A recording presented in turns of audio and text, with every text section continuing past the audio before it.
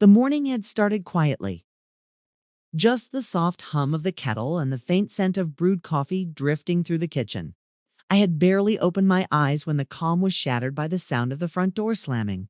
So hard it rattled the windows. "Mom, we need to talk now." I froze, my heart skipping a beat. His voice, sharp, demanding, impatient, carried the arrogance of someone who believed the world owed him everything. My son, the boy I had raised with love and countless sacrifices, now sounded like a stranger. I took a deep breath and tried to steady myself. "Good morning," I said quietly, masking the shock in my voice. He didn't respond with kindness. He stormed in, eyes blazing, a hand tugging at the sleeve of his coat like he was ready to wrest control of the house itself. "Mom, I want access to my pension. All of it. I don't care about excuses. I need it now." I blinked, stunned. The words hung in the air, sharp and cruel. Pension, that account. The very one I had meticulously planned, safeguarded, and tucked away for decades. He continued, pacing back and forth, a growing impatience evident in the set of his jaw. "You've had it long enough. It's mine now. Don't make me ask again." Felt a chill creep up my spine, not from fear, but from disbelief. How could someone I had nurtured, guided, and sacrificed for speak to me like this? The audacity burned, but I held my composure. I could not, would not let him see how deeply he had wounded me. In the silence between his demands, memories surfaced. The nights I stayed awake counting pennies, making sure he had what he needed. The years of overtime, the extra shifts, the missed holidays, all so he could have a secure future. And now, the very man I raised stood before me, demanding what he believed was owed, blind to the love and sweat behind it. I sipped my coffee slowly, my hands trembling ever so slightly. My mind raced, but my face remained calm. I had prepared for moments like this, not because I expected kindness, but because I knew the world could be cruel, and sometimes family could be crueler. "You think this is all yours?" I asked softly, almost to myself. My words barely pierced the tension in the room, but they carried weight. His glare sharpened. "I said I want it, Mom. Now, don't test me." And in that moment, as he stormed closer, I felt something ignite within me. Not fear, not anger. Something quiet, steady, and unyielding. I knew I had already taken steps to protect myself. He had no idea the money had already been moved. Not a clue that the world he thought he controlled was quietly slipping from his grasp. The stage was set. The tension crackled like static in the air. And I waited, calm, silent, knowing that the story had only just begun. As the echoes of his demands faded, I sank into the quiet of the living room, letting the weight of memory settle over me. The house, once a sanctuary of laughter and warmth, now felt cold and uninviting. Yet it was here in these very walls that decades of my life had been poured, bit by bit, for the family I loved so deeply. I remembered the long nights working 2 jobs, counting pennies to ensure he had the best school supplies, the warmest coats, and enough in his lunchbox so he never went hungry. There were mornings I skipped my own breakfast just to make sure he had his. I recalled endless evenings helping with homework, soothing fevers, and listening to fears that seemed bigger than his age. Every sacrifice had been my silent promise that he would have a life I could only dream of when I was young. And yet, here he stood demanding what he believed was rightfully his, blind to the blood, sweat, and tears that had created his foundation. The audacity of entitlement cut deeper than any insult. I had given and given and given, never asking for thanks, never expecting repayment, only to be treated like I was disposable. I thought of the car I had postponed buying for myself, the small vacation I had skipped, the dreams I had tucked away so he could flourish. Each sacrifice etched itself into my soul, a testament to my quiet resilience. And now it was being dismissed in mere moments, as if all those years of labor, patience, and care had been meaningless. Yet beneath the sting of betrayal, there was a quiet satisfaction, a knowledge that I had protected myself in ways he would never understand. Years of planning, saving, and vigilance had built a hidden shield. My pension, the fruit of my labor, was safely out of reach. He didn't know. He couldn't touch it. And that thought, small as it seemed, gave me a measure of calm. I closed my eyes and let the memories wash over me. The hardships, the late nights, the loneliness of responsibility, all of it shaping me into someone stronger, someone patient, someone ready for the reckoning to come. For years, I had been underestimated, overlooked, even mocked. But the time for silence was ending. The stage was quietly set. The son's arrogance would soon meet the consequences of his greed. And the audience, both in the story and watching, would feel the tension of betrayal tightening like a vice. I opened my eyes. The house was still quiet. But the storm was coming, and I was ready. The quiet hum of the refrigerator and the soft flicker of morning sunlight across the living room reminded me of all the careful planning I had done over the years. No one in my family knew the truth.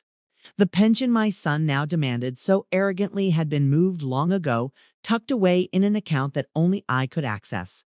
Every transfer, every decision, every precaution had been made quietly, meticulously, like a secret fortress built brick by brick. I remembered the first time I realized I had to protect myself. It had been after a particularly bitter argument when he had raised his voice over money, over choices, over things that weren't his to control.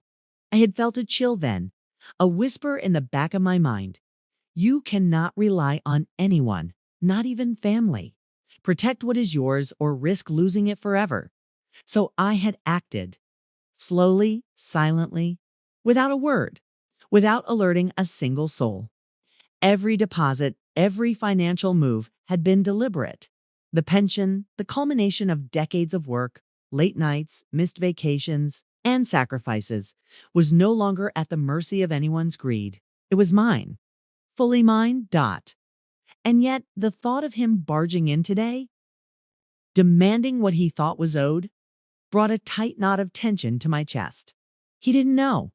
He could not imagine. He believed that money was an entitlement, a birthright handed over with no thought to respect or gratitude. But in reality, his entitlement was met with foresight. I imagined his face when he would eventually realize the truth, the anger, the disbelief, the humiliation. That image gave me a quiet satisfaction, a sense of calm before the inevitable storm. I could almost hear the words he would stammer, the excuses he would invent, and the fury that would rise when he understood he had been denied. This was not about revenge alone. It was about justice, about protecting myself, about reclaiming the dignity and peace I had earned. For years, my patience had been tested. My love had been exploited. My sacrifices had been ignored. But now the balance was about to shift. I sipped my tea and looked out the window. The suburban street was peaceful, children playing, neighbors tending gardens, unaware of the drama unfolding inside my home. That peace mirrored what I had quietly built, a shield, a hidden security that even my own son could not penetrate. I allowed myself a small, almost imperceptible smile. The secret was mine alone, and soon the moment of truth would arrive. And he would discover just how carefully I had safeguarded what was rightfully mine. The stage was set. The tension thickened, and I waited silently, knowing the storm was approaching. Knowing the storm was approaching. By mid-morning, the house had grown tense, charged with an almost tangible electricity. Every footstep of my son echoed through the kitchen like a drumbeat, announcing his impatience and entitlement. He moved with the confidence of someone who believed the world owed him everything. And today, his target was me. "Mom," he barked, voice sharp and commanding. "Why are you wasting time sipping coffee? I don't have all day. Give me the pension now." I looked at him calmly, letting the silence stretch between us like a taut wire ready to snap. His arrogance was on full display, the same arrogance I had seen creep into his eyes over the years, growing with every small victory and indulgence. Yet now it was laid bare, raw, and entitled. The man who had once been my child now spoke to me as if I were nothing more than a barrier in his path to wealth. He leaned on the countertop, chest puffed, a smirk on his lips, as if his very presence justified his demands. "I've worked hard for this, Mom. You're just holding it back for no reason. I deserve it."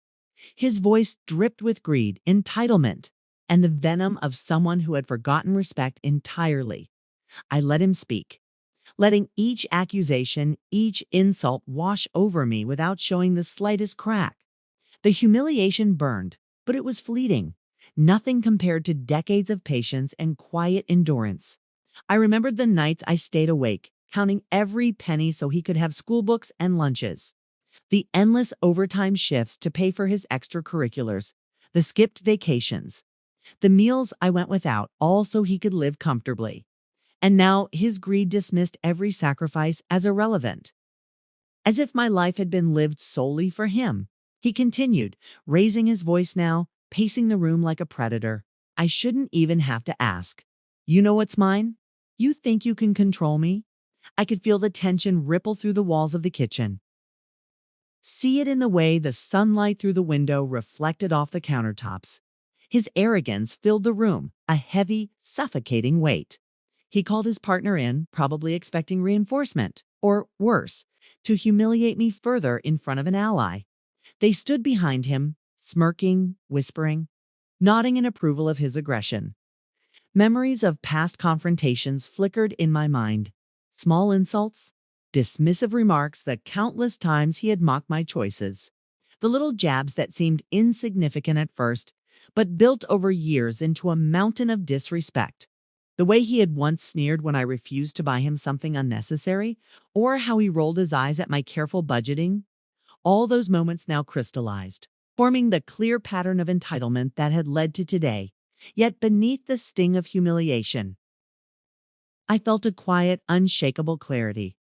The pension he demanded so arrogantly was already beyond his reach. Years of careful planning, every precaution, every hidden safeguard had ensured that he could never touch what was mine. My calmness, my quiet observation was not fear, it was control. I could almost see the shock on his face when the truth was revealed, the disbelief, the fumbling, the realization that his arrogance had blinded him completely. He leaned closer, voice rising, spittle forming at the corners of his mouth. Don't think I won't go to the bank myself. I have a right to this money. I smiled faintly, almost imperceptibly, letting him think he held power.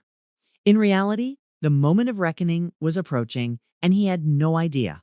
Each word he spat, each threat he muttered, only confirmed the sharpness of my planning. His entitlement had become a weapon against himself, and soon the consequences would fall squarely on him. For years, I had been underestimated, overlooked, and dismissed. My sacrifices had been ignored, my wisdom questioned. But today, the veil was lifting. The arrogance he wore like armor was about to collide with a reality he could never control. And when it did, the humiliation would be complete, and justice quiet. Unyielding justice would finally prevail. The room was silent for a moment, heavy with tension. His smirk faltered as he realized I wasn't reacting as expected. He opened his mouth perhaps to shout again, but the calm in my gaze held him at bay. The storm was coming, and he could feel it, though he did not yet know its form. And in that quiet, electric moment, I knew the arrogance of a lifetime was about to meet the consequence of a mother's foresight. The reckoning was near, and I would be ready.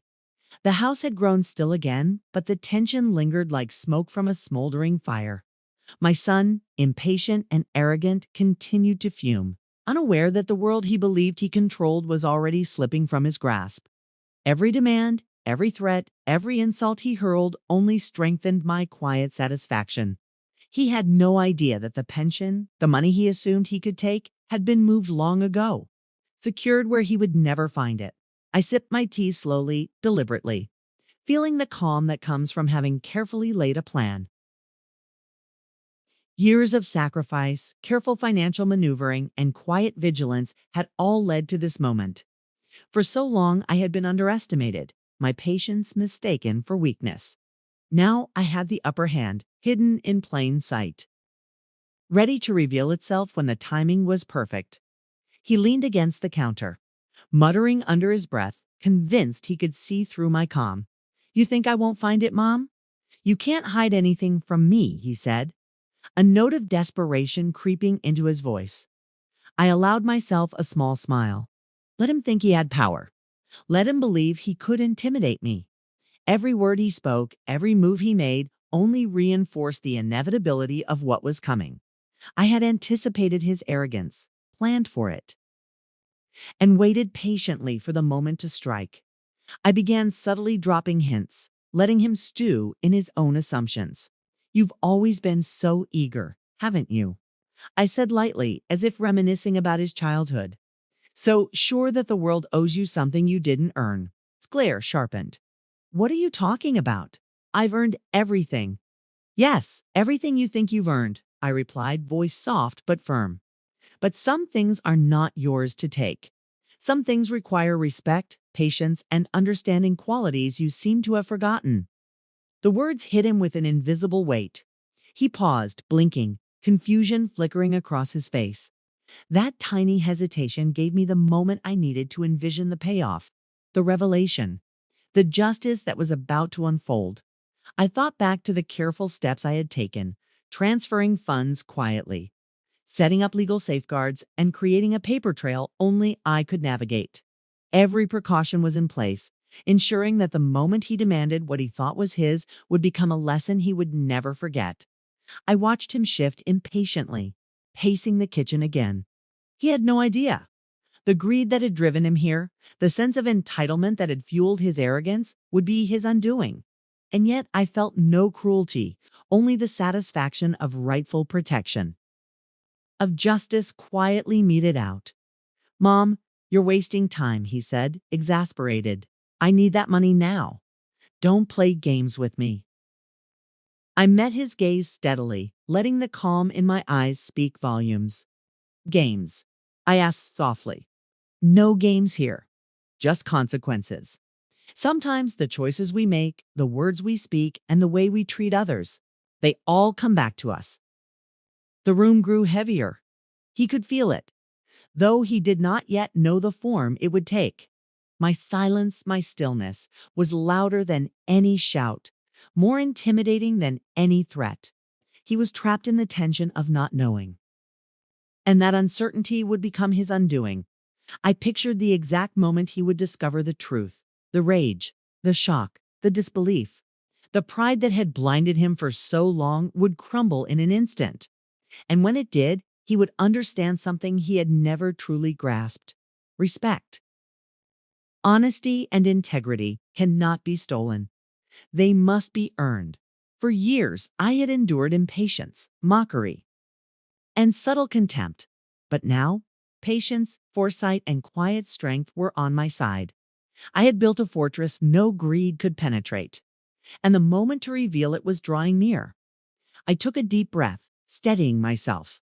The stage was set. The reckoning was almost upon us. And when the truth finally surfaced, it would be more powerful, more dramatic, and more satisfying than any words or arguments could ever be. The storm was near. The hidden plan was ready.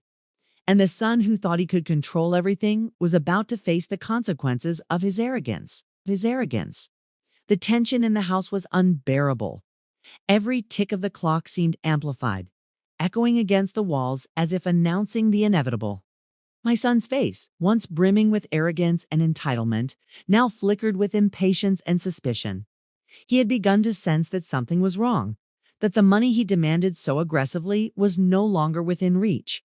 "Mom, I don't understand," he said, voice trembling, a rare crack in his confident mask. "I've followed all the accounts, the paperwork. It should be there. Why isn't it?"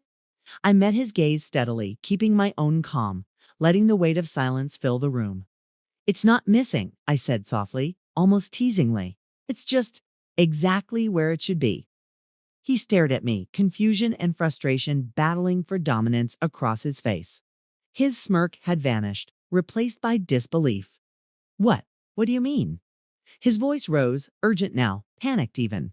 I took a step closer, the calm in my movement belying the storm of satisfaction building inside me.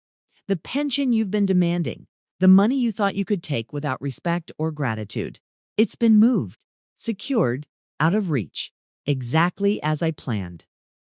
The shock hit him like a physical blow. His eyes widened, his jaw slack. You moved it. You You did this. How? Why? Because I said, voice firm, unwavering. I've spent years protecting myself, ensuring that greed could not take what I worked my whole life to earn. You thought entitlement could bypass respect? You were wrong. He staggered back, pacing frantically, muttering under his breath, trying to process what had just happened. This isn't fair. It's mine. I need it. You can't do this to me. I let him rage, each word, each accusation bouncing off me like water off stone. His anger was palpable, the room crackling with his humiliation. For years, he had demanded, insulted, and belittled me. Now, the arrogance that had blinded him was collapsing under the weight of consequences. You've forgotten something, I said quietly, voice steady, cutting through his chaos. Respect is earned, not taken. And kindness is not an obligation. You've treated me as if I were disposable. But you underestimated one thing: foresight, planning, wisdom. The very qualities you mocked are the ones that protected what is mine. His fists clenched, his face red with fury and disbelief. You tricked me. Yes, I said softly. I anticipated your greed, your impatience, your arrogance, and I acted. Not out of malice, but to protect myself, to reclaim what I've earned. To teach you that respect and gratitude are not optional. For a long, tense moment, he could not speak. His partner looked on, stunned, whispering disbelief. The room was silent except for his ragged breathing. His entitlement, which had seemed untouchable, was shattered. And in that silence, I felt a quiet triumph. Not cruelty, not revenge, but justice. The lesson had been delivered, and it could not be ignored. The arrogance that had fueled his demands had led him into this moment, and he had no one to blame but himself. I stepped back, allowing him the space to absorb the consequences, to feel the humiliation of a lifetime of entitlement colliding with reality. The storm had arrived, and it had revealed the truth. I was in control. I was safe. I was respected. The confrontation was over, but the lesson lingered. He would never forget that what is earned with patience and care cannot be taken with greed. And as I watched him slump into a chair, defeated, I felt the weight of decades of sacrifice finally balanced with justice. The house was quiet again, but now it carried a different air, one of empowerment, dignity, and the unspoken message that wisdom and foresight triumph over arrogance and entitlement. The house was finally quiet. A different kind of silence now, one filled not with tension or threats, but with calm, dignity, and a sense of empowerment. My son slumped in the chair, defeated and humbled. No longer the arrogant man who had stormed in, demanding what he thought was owed. The lesson had been delivered, and it was unmistakable. I moved through the living room slowly, letting the weight of the moment sink in. Each step, each glance at the familiar walls of my home reminded me of the sacrifices I had made, the battles I had fought quietly, and the foresight that had protected me. For decades, I had given everything to my family, my energy, my time, my dreams. And for the first time, the balance had shifted. I was no longer at the mercy of entitlement or greed. Sitting down by the window, I allowed myself a small smile. The pension, the financial security, the quiet independence I had fought for was intact. My decisions had safeguarded my future, but more importantly, they had taught a lesson that no lecture, no argument, and no shouting could ever convey. Respect and gratitude are earned, never demanded. I thought of all the years of patience, the quiet endurance, the emotional labor that had gone unnoticed. And I realized this moment of triumph was more than money. It was validation, empowerment, and freedom. I had reclaimed control over my life, my choices, and my dignity. Looking back at my son, I felt no hatred, only a firm understanding. He had learned his lesson in the hardest way possible, but it was a lesson he needed. And for me, the humiliation, the anger, and the fear of being taken advantage of were replaced with peace. My foresight had protected not only my financial future, but also my self-respect and independence. The sun filtered through the windows, bathing the room in warm light. In that quiet glow, I felt an overwhelming sense of closure. The storm of greed and betrayal had passed, leaving behind clarity, empowerment, and the knowledge that I had finally reclaimed my life. I leaned back, breathing deeply, savoring the moment. Justice had been served, not with malice, but with wisdom, patience, and quiet strength. And in that silence, I knew I was free. The chapter of betrayal had closed, and a new chapter of empowerment and dignity had begun.